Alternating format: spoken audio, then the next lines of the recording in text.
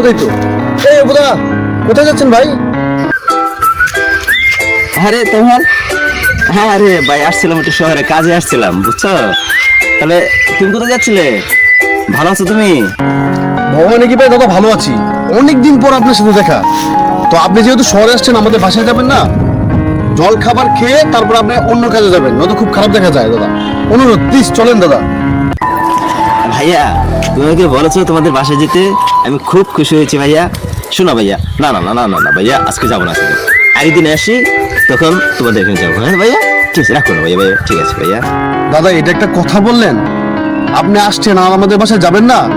বেলা বাজে 1টা, আপনি জল খাবার খেয়ে তারপরে আপনি অন্য কাজে যাবেন, এটা খারাপ দেখা যায়। চলেন দাদা চলেন। তোমরা যে কি করো না, তোমাদের জ্বালায় আর কোথাও যেতেও পারি না। আচ্ছা ঠিক আছে, বলছো এত করে, চলো। অপুদা না, অপুদাই তো। আরে তোমাল না, এই তোমাল, আরে ভাইয়া কেমন আছো? হ্যাঁ অপুদাই তো।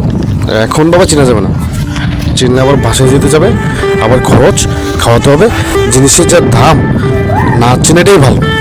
ভাই আমি ঠিক আপনাকে চিনতে পারলাম না, আমাকে প্লিজ পেছন থেকে ডেকে বিরক্ত করবেন না, ডোন্ট ডিস্টার্ব। আপনাকে চিনে যায় না, আপনি ডাকছেন কেন? আর আমার নামই বা কিভাবে জানলেন? কোথেকে আসে এসব আজব লোক? Please don't mind. কি বলে এসব?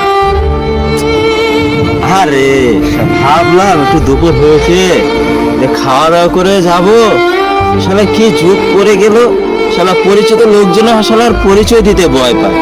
শিট, ও মাই গড।